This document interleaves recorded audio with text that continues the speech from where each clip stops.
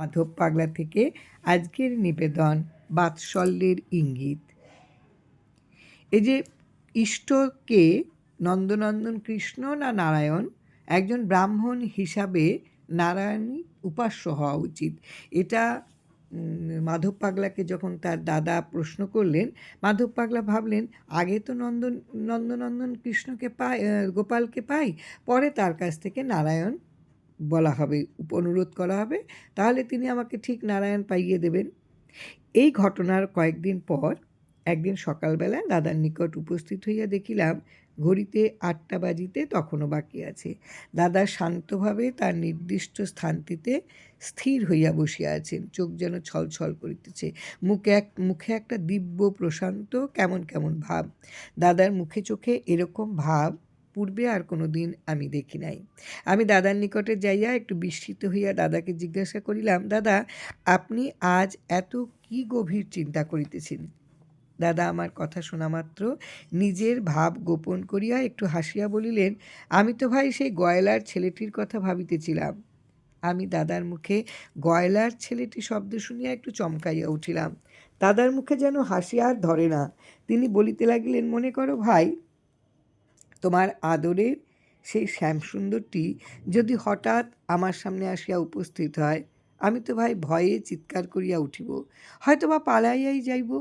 কিন্তু তোমার তো ভাই সে বালাই নাই, কারণ তোমার সহিত তো তার চেনা জানা পরিচয় আছে, আর তুমি তাকে ভালোবাসো, হয়তো আদর করিয়া কোলে তুলিয়াই লইবে।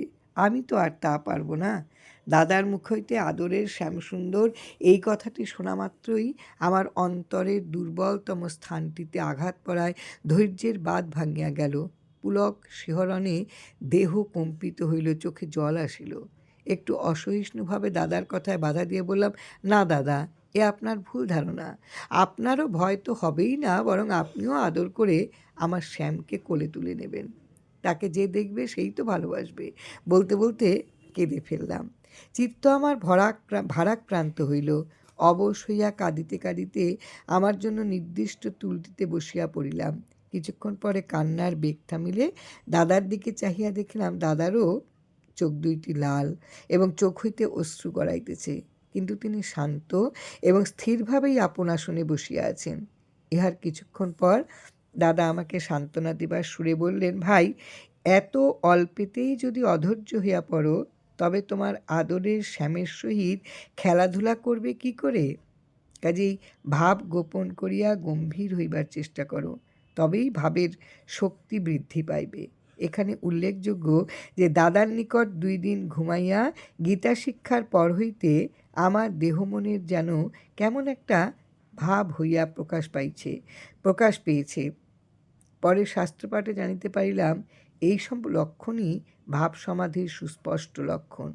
একদিন সাধু সম্বন্ধে আলোচনা প্রসঙ্গে দাদা বলিলেন, ভাই, আমাদের দেশে সাধু চেনা কঠিন, কারণ অনেক দিন পূর্বে ছাপড়া জেলার কোনো এক গ্রামে এক সাধু ছিলেন।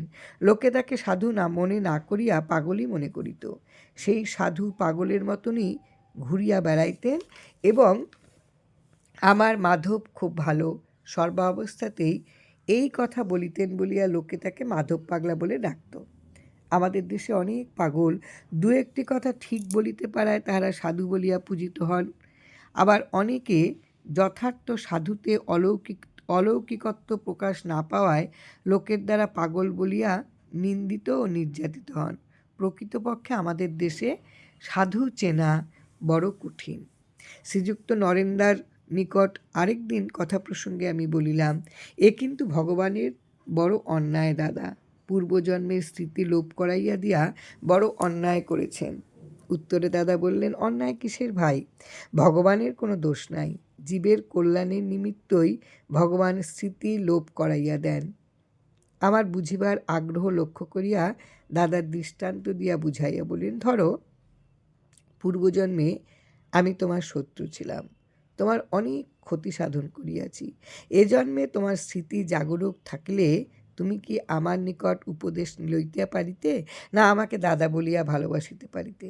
আমি বলিলাম, না দাদা, এরূপ জানিলে আমি আপনার উপর প্রতিশোধ লইতেই উদ্যত হইতাম। দাদা বললেন, তবেই বুঝিয়া দেখো, আমাদের দেওয়া নেওয়া কাজের নিষ্পত্তি ঘটিত না, পূর্বজন্মের স্মৃতি লোপ করিয়া দেওয়াই তুমি আমাকে আপন বলিয়া ভাবিতে পারিতেছ, এবং আমাদের উভয়ের যতটুকু দেওয়া নেওয়া সৎভাবে দিতে ও নিতে পারিতেছি।